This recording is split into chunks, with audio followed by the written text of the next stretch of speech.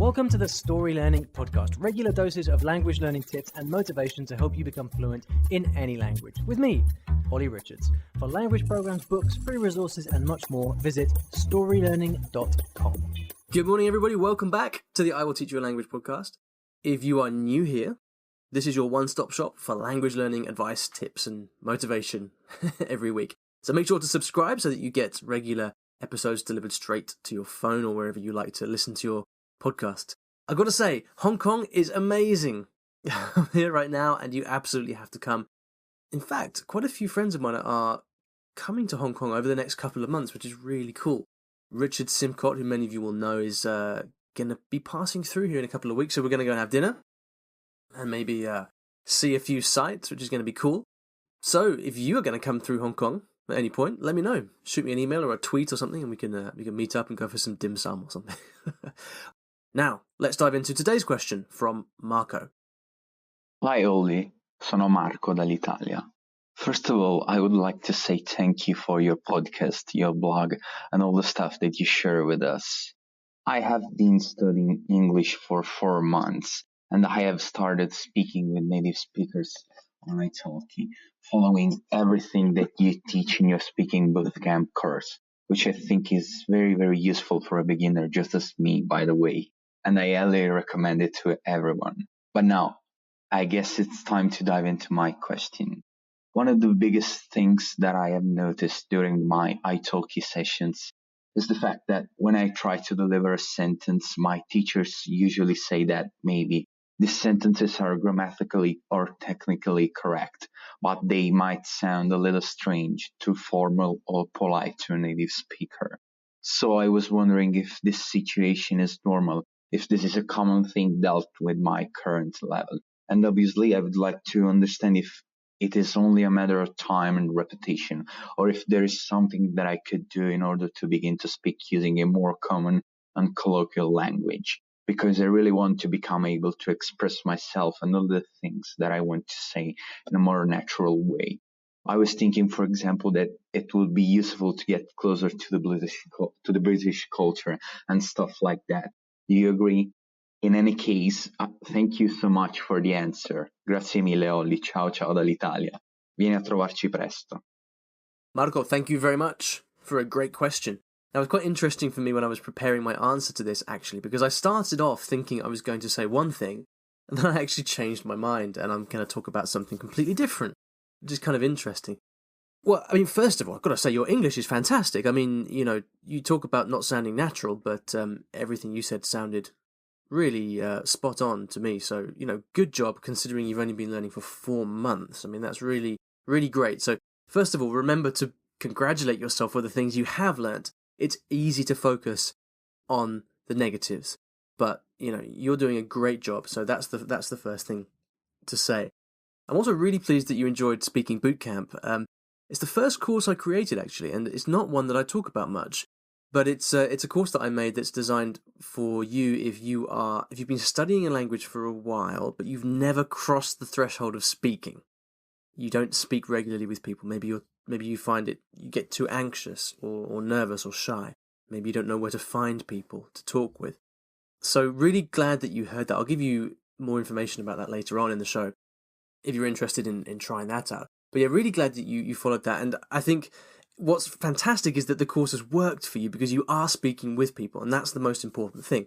And the real value there is that, okay, although you realize that maybe you don't speak exactly like a native speaker yet, you know that now, and you're aware of where you need to go next. And the fact that you've learned that lesson is really valuable, because now we can focus you on actually learning to speak more idiomatically, more colloquially, more casually. Okay. Now, when I start, all of the languages that I've learned, I've basically learned as an adult, and I've gone about it my way, which is kind of speaking first. That's the way that I like to do it. But your question, Marco, has made me think that actually many of us learn a language at school, and especially if you're a non-native English speaker, you will have almost certainly learnt, or at least studied English at school. And so what happens is you've got this knowledge from school. You've probably got an extensive knowledge of English, actually. but you've probably never spoken it very much. And I would see this in Japan all the time. You get kids who have been studying English for years, but never actually spoke it. And so what I think you're probably experiencing, Marco, is that you've got all this knowledge in your head from school, but you're finding that in the real world, we actually speak a little bit differently from that, right? I think that's probably the case. And it's not something that I think about all that much, actually, because my approach to learning new languages has always, I don't take that academic approach. I go speaking first. And so, normally what happens is I recommend to people, find people to speak with. And obviously I recommend italki for that because it's so convenient.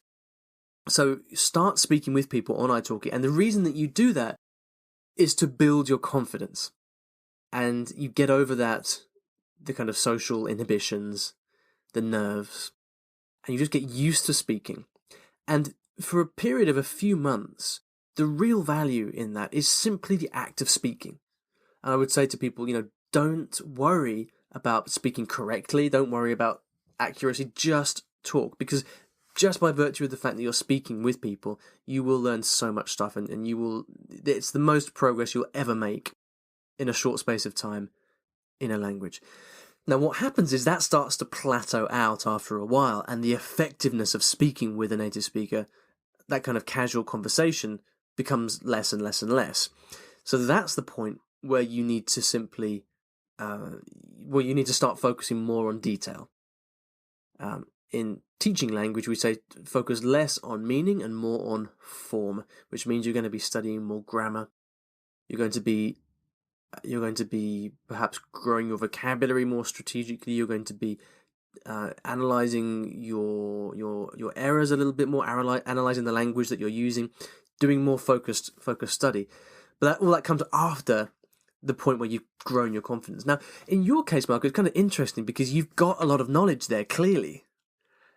And you're in this process now of kind of learning a different variety of English, which is this casual spoken English. And you asked whether it's just a question of time. And I think really it is. I could give you a long rambling, even more rambling than it already is, a long rambling answer about different things you can do. But I really think that you're going to be getting 99% of the value here just from speaking. Because you've got the knowledge, you've got the grammar, you've got the pronunciation, you've got the vocabulary, you've got all that stuff. You just need to make yourself sound more like a native speaker. And so if I was coaching you, what I would say is, look, you need to just keep going and speak as much as possible. Try to keep up these regular italki sessions. But most of all, and here's the thing, you need to be using English socially. So one thing is having these lessons, and that's great. But I would be saying to you, okay, well, do you have where can you find English speakers locally? Can you go to any language meetups? Can you make any friends? Can you, where can you find where English speaking people are hanging out in your hometown?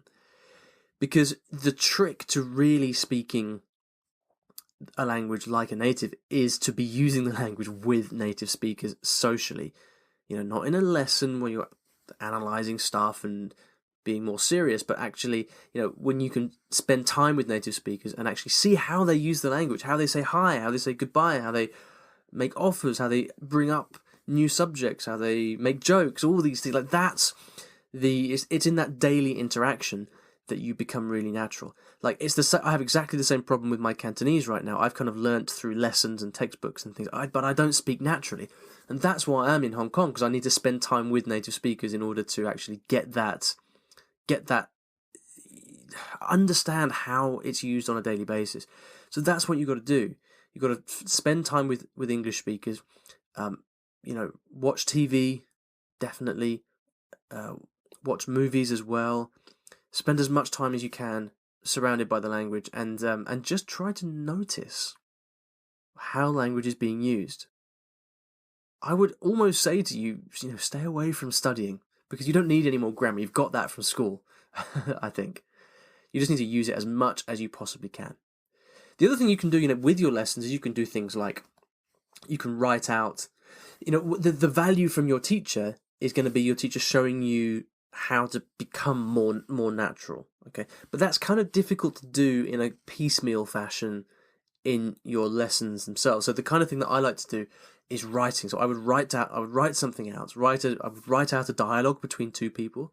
So for example, imagine two people talking about Italy or food or whatever, and then you write the dialogue and then you give it to your teacher and you say, okay, help me make this more natural.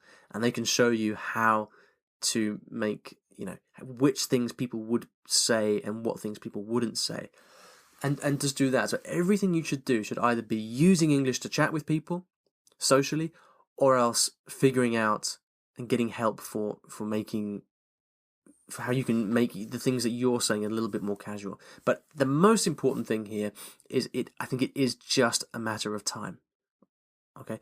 Make sure also that you're using it as much as possible. So like once or twice a week is not enough. Like I was saying to Andy in the previous episode about getting used to Chinese. It has to become a part of your lifestyle.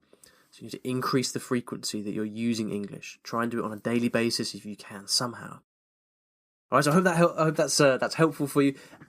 Sometimes this kind of advice is it can be motivating, I guess, but also not necessarily so actionable. But sometimes this advice of it's just a matter of time is the most important thing. Okay, so best of luck, Marco. Let us know how you get on. If you would like to ask me a question, you can go to iwillteachyoualanguage.com/ask to do that.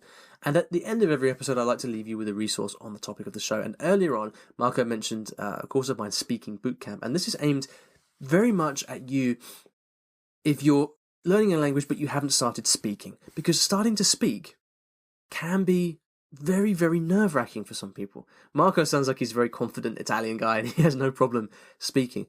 But I know that many, many people are terrified by the prospect of actually speaking with a native in their language. I think, what happens if they laugh at me? Won't they get bored talking to me because I'm just a beginner? Well, this course that Marco mentioned, Speaking Bootcamp, is a course that I created to take you through that exact process.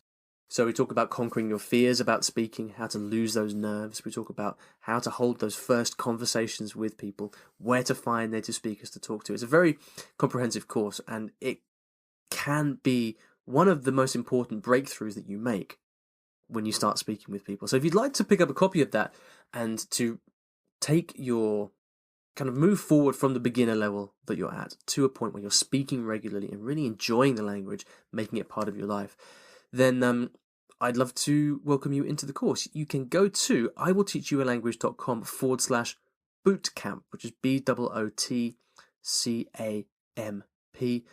There's no fancy sales page or video or anything like that. It's just an order form.